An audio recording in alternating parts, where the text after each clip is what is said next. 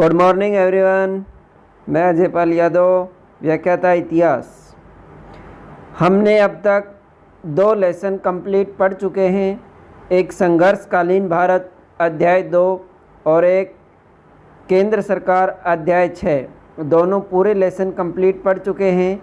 यदि आपने मिस कर दिए हैं, वीडियो नहीं देखे हैं, तो आप YouTube channel Ajay Pal Yadav lecturer पर जाकर पूरे वीडियो क्रम से देख सकते हैं। प्लेलिस्ट बनी हुई है और आप उन वीडियो को देख सकते हैं।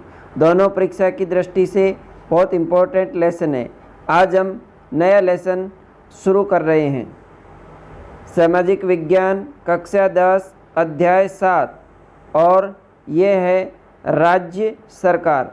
पिछले लेसन हमने केंद्र सरकार पढ़ा था। आज से हम राज्य सरकार के बारे में पढ़ेंगे। राज्य विधानमंडल का गठन संविधान के भाग 6 में, देखिए भारतीय संविधान के भाग 6 में अनुच्छेद 168 से और 212 तक, भारतीय संविधान के भाग 6 में अनुच्छेद 168 से 212 तक राज्य विधानमंडल का संगठन, गठन, कार्यकाल तथा प्रक्रियाओं, विशेषाधिकार व शक्तियों के बारे में बताया गया है कि राज्य विधानमंडल का गठन किस प्रकार से होगा, इसकी क्या क्या शक्तियाँ होंगी, इसके क्या क्या विशेषाधिकार होंगे। इन सब की जानकारी हमें मिलती है भारतीय संविधान के भाग 6 अनुच्छेद 168 से 212 के मध्य। संविधान के अनुच्छेद 168 में कहा गया है कि प्रत्येक राज्य के लिए एक विधानमंडल होगा। अनुच्छेद 168 में ये कहा गया है कि प्रत्येक राज्य के लिए एक क्या होगा, विधानमंडल होगा। यह मतलब विधानमंडल, यह राज्यपाल तथा कुछ राज्यों में 2 सदनों से, कुछ राज्यों में 2 सदन होते हैं तथा कुछ में 1 सदन से मिलकर बनेगा। यह विधानमंडल कैसे बनेगा? कुछ राज्यों में तो राज्यपाल और 1 सदन से, और कुछ राज्यों में राज्यपाल और 2 सदनों से मिलकर इस विधानमंडल का निर्माण होगा। ये जानकारी हमें अनुच्छेद 168 में मिलती है। जिन राज्यों में 2 सदन होंगे, जिन राज्यों में 2 सदन होंगे, उनके नाम क्रमशः विधानसभा और विधान परिषद होंगे। 2 सदनों के नाम, राज्यों के 2 सदनों के नाम विधानसभा और विधान परिषद। जिस तरह से संसद के 2 सदन थे, लोकसभा और राज्यसभा, इसी तरह राज्यों के 2 सदन विधानसभा और विधान परिषद। यहाँ पे ध्यान रखना, विधान परिषद एक वैकल्पिक सदन है, अनिवार्य सदन नहीं है। प्रत्येक राज्य में जनता द्वारा वयस्क मताधिकार के आधार पर निर्वाचित प्रतिनिधियों का एक सदन होगा। विधानमंडल के इस सदन को विधानसभा कहते हैं। विधानसभा के सदस्यों का निर्वाचन कैसे होता है? वयस्क मताधिकार के आधार पे, प्रत्यक्ष रूप से। वयस्क मताधिकार क्या होता है कि जिस व्यक्ति ने 18 वर्ष की आयु पूर्ण कर ली है, वो वोट देता है, मत देता है। और प्रत्यक्ष रूप से राज्यों में विधानसभाओं का गठन अनुच्छेद 170 के तहत किया जाता है। विधानसभा, यहाँ पे याद रखना, विधानमंडलों का गठन अनुच्छेद 168, लेकिन विधानसभा का गठन अनुच्छेद 170 के तहत राज्यों में विधानसभा का गठन किया जाता है। जिन राज्यों में विधानमंडल का दूसरा सदन है, एक सदन था विधानसभा और दूसरा सदन विधान परिषद कहते हैं। राज्यों में विधान परिषद का गठन अनुच्छेद 171 में, विधानसभा 170, विधान परिषद 171 में। राज्यों के विधानमंडल एक सदनात्मक हों या द्विसदनात्मक, इस बात के निर्णय का अधिकार राज्य की विधानसभा और भारतीय संसद को है कि किसी राज्य में 2 सदन होंगे या 1 सदन होगा। ये निर्णय कौन करता है? राज्य की विधानसभा। और राज्य की विधानसभा अपने यहाँ पे प्रस्ताव पारित करके संसद को भेज देती है। संसद की मंजूरी मिलने के बाद 2 सदन स्थापित हो जाते हैं, नहीं तो 1 सदन रहता है। वर्तमान में देखिए वर्तमान में केवल 6 राज्यों में 2 सदन हैं। कितने राज्यों में? 6 राज्यों में। कंपटीशन एग्जाम की दृष्टि से इम्पोर्टेंट कि वर्तमान में 6 राज्यों में, पहले 7 में था लेकिन वर्तमान में कितने में है? 6 राज्यों में। 6 राज्यों के नाम भी याद रखने हैं, आंध्र प्रदेश, तेलंगाना, उत्तर प्रदेश, बिहार, महाराष्ट्र और कर्नाटक। 6 राज्य कौन से हैं? आंध्र प्रदेश, तेलंगाना, उत्तर प्रदेश, बिहार, महाराष्ट्र, कर्नाटक। आंध्र प्रदेश, तेलंगाना, उत्तर प्रदेश, बिहार, महाराष्ट्र, कर्नाटक। कितने राज्यों में 2 सदन हैं? 6 राज्यों में। जम्मू और कश्मीर विधान परिषद को जम्मू और कश्मीर पुनर्गठन अधिनियम 2019 के द्वारा समाप्त कर दिया था। पहले 7 राज्यों में थे लेकिन जम्मू कश्मीर विधान परिषद को जम्मू कश्मीर पुनर्गठन अधिनियम 2019 के द्वारा समाप्त कर दिया और वर्तमान में भारत में जो 28 राज्य हैं, इन 28 राज्यों में से 6 राज्यों में 2 सदन हैं और 22 राज्यों में 1 सदन है। इस प्रकार वर्तमान में 22 राज्यों में 1 सदनात्मक व्यवस्थापिका है और 6 राज्यों में द्विसदनात्मक व्यवस्थापिका है। द्विसदनात्मक व्यवस्थापिका वाले इन 6 राज्यों में राज्य विधानमंडल के निम्नांकित 3 अंग होते हैं। जहाँ पे 2 सदन होते हैं वहाँ पे राज्य विधानमंडल के अंग कौन कौन होते हैं, किन किन से मिलकर बनती है? राज्यपाल, विधानसभा लेजिस्लेटिव असेंबली जिसे प्रथम या निम्न सदन कहा जाता है। ये भी पूछा जा सकता है कि राज्य का प्रथम सदन कौन सा होता है? विधानसभा। राज्य का निम्न सदन कौन सा होता है? विधानसभा। विधान परिषद लेजिस्लेटिव काउंसिल जिसे द्वितीय या उच्च सदन कहते हैं। तो राज्य का द्वितीय सदन या उच्च सदन विधान परिषद को कहते हैं। द्विसदनात्मक व्यवस्थापिका वाले 6 राज्यों में राज्य विधानमंडल किससे मिलकर बनता है? राज्यपाल, विधानसभा और विधान परिषद से। और 1 सदनात्मक व्यवस्थापिका वाले राज्यों में राज्यपाल और विधानसभा से मिलकर राज्य विधानमंडल का निर्माण होता है। तो ये ध्यान रखना, द्विसदनात्मक में राज्यपाल, विधानसभा, विधान परिषद। 1 सदनात्मक में राज्यपाल और विधानसभा। विधानसभा प्रथम सदन या निम्न सदन है, विधान परिषद द्वितीय सदन या उच्च सदन है। विधानसभा का गठन। विधानसभा विधानमंडल का प्रथम और लोकप्रिय सदन है। विधानसभा सदस्य संख्या। विधानसभा के सदस्यों की संख्या संविधान के अनुच्छेद 170, ये अनुच्छेद याद रखना, अनुच्छेद 170 के अनुसार राज्य की विधानसभा के सदस्यों की अधिकतम संख्या 500 और न्यूनतम संख्या 60 होगी। अधिकतम संख्या कितनी होगी? 500 और न्यूनतम कितनी होगी? 60 होगी। 500 से अधिक विधानसभा के सदस्यों की संख्या नहीं हो सकती है और न्यूनतम 60 होगी। लेकिन कुछ अपवाद हैं। यह संख्या राज्य की जनसंख्या एवं इसके आकार पर निर्भर करेगी कि विधानसभा के कितने सदस्य होंगे, ये राज्य की जनसंख्या पर निर्भर करती है। हालांकि अरुणाचल प्रदेश, सिक्किम एवं गोवा के मामले में यह 30 की गई है। जो 60 थी वो अरुणाचल प्रदेश, सिक्किम एवं गोवा के मामले में कितनी है? 30 है। एवं मिजोरम में और नागालैंड के मामले में, मिजोरम और नागालैंड में क्रमशः कितनी है? 40, मिजोरम के लिए 40 और नागालैंड के लिए 46। तो याद रखना, अरुणाचल प्रदेश, सिक्किम, गोवा मिनिमम संख्या कितनी है? 30, मिजोरम के लिए 40, नागालैंड के लिए 46 और सभी राज्यों के लिए अधिकतम 500 और न्यूनतम 60 होगी। अधिकतम संख्या वर्तमान में किस राज्य की है? यूपी की है। और कितनी है? 403 विधानसभा की सीटें हैं। तो भारत में सबसे अधिक विधानसभा की सीटें उत्तर प्रदेश की है वर्तमान में। सिक्किम और नागालैंड विधानसभा के कुछ सदस्य अप्रत्यक्ष रूप से भी चुने जाते हैं। विशेष इम्पोर्टेंट प्रतियोगी परीक्षाओं के लिए कि ऐसे विधानसभा कौन सी है जहाँ के सदस्य कुछ सदस्य अप्रत्यक्ष चुने जाते हैं, तो कौन सी है? नागालैंड और सिक्किम। बाकी सारे कैसे चुने जाते हैं? विधानसभा के सदस्यों की बात कर रहे हैं, प्रत्यक्ष रूप से चुने जाते हैं। स्थान आरक्षण, देखिए राज्यों की विधानसभाओं में अनुसूचित जातियों व जनजातियों के लिए स्थानों के आरक्षण की व्यवस्था।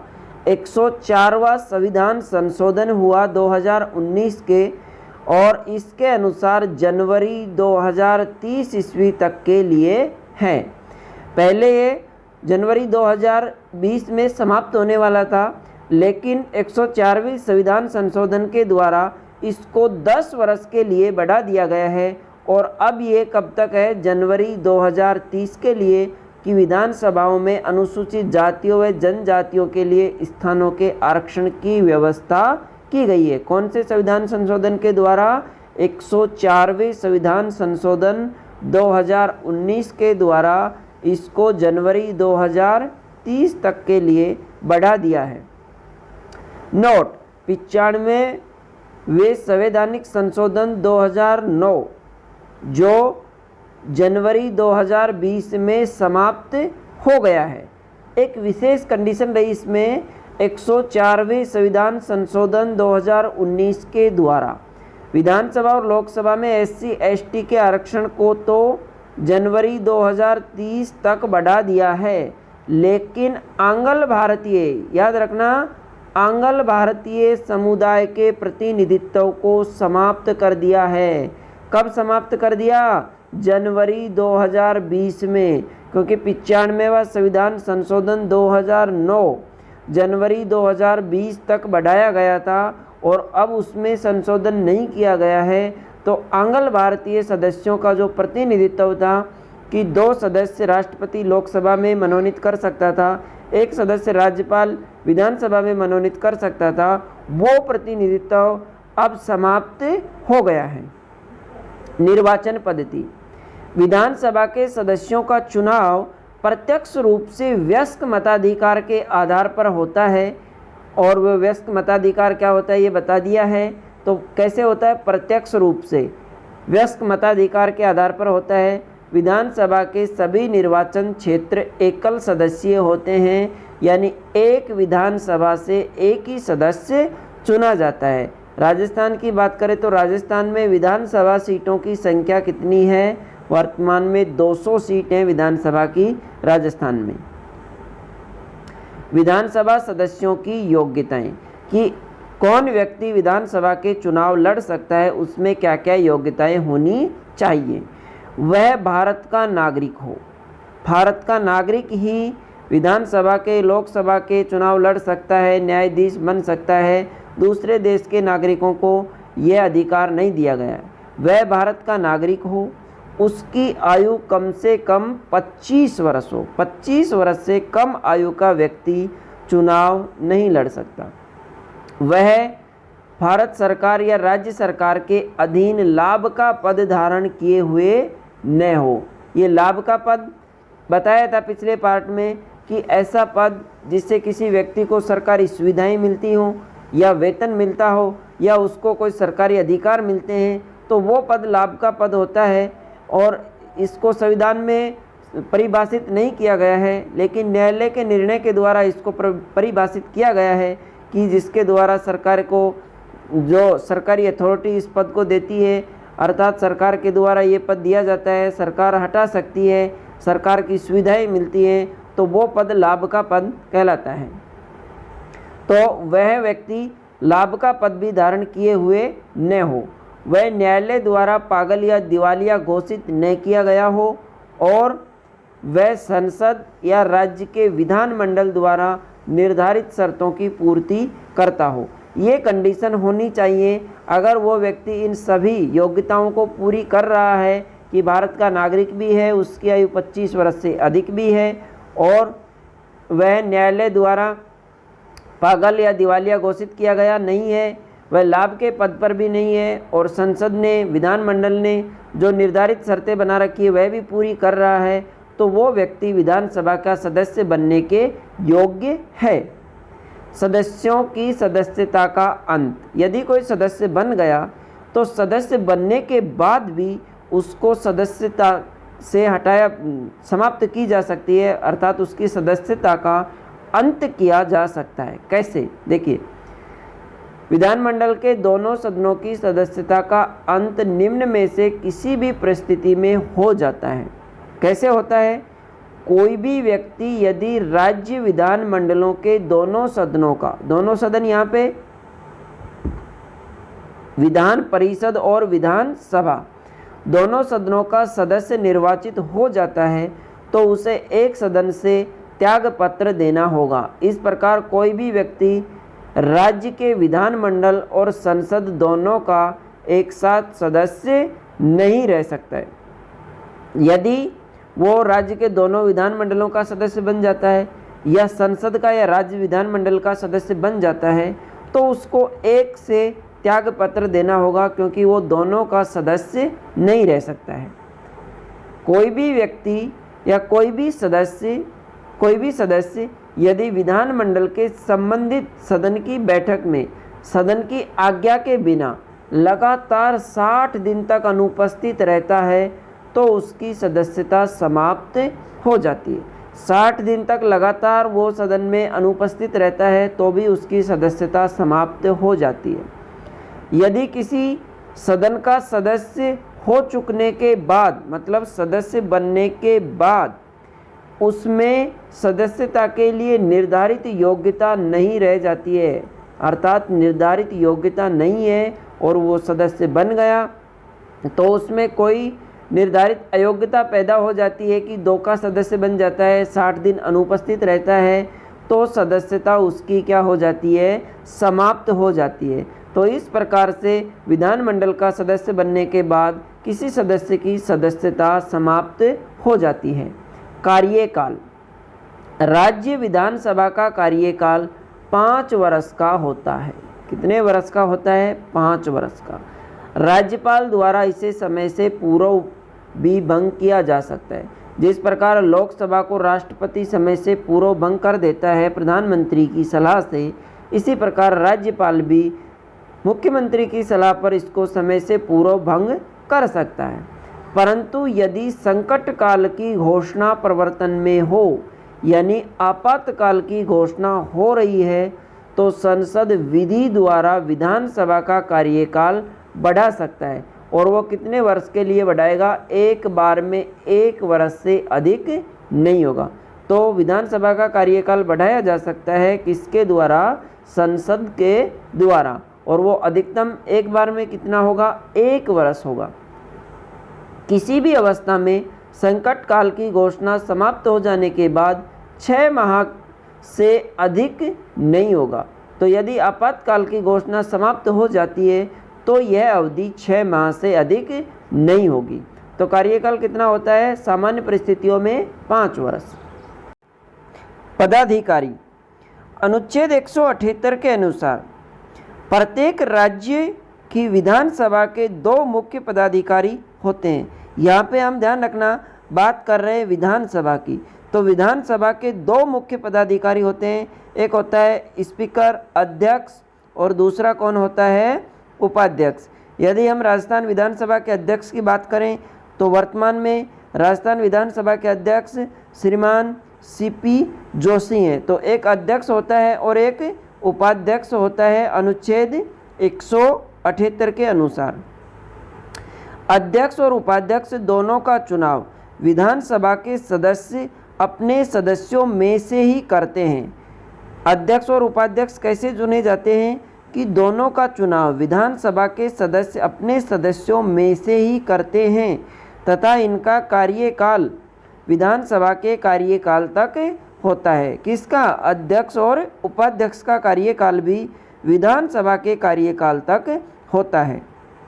कभी भी अध्यक्ष अपना त्यागपत्र उपाध्यक्ष को, अध्यक्ष अपना त्यागपत्र किसे देगा? उपाध्यक्ष को देगा, तथा उपाध्यक्ष अपना त्यागपत्र किसको देगा? अध्यक्ष को देगा। पूछा जा सकता है अध्यक्ष अपना त्यागपत्र किसे देता है? उपाध्यक्ष को। उपाध्यक्ष अपना त्यागपत्र किसे देता है? अध्यक्ष को। इन दोनों को विधानसभा सदस्यों के बहुमत द्वारा स्वीकृत प्रस्ताव के आधार पर हटाया जा सकता है।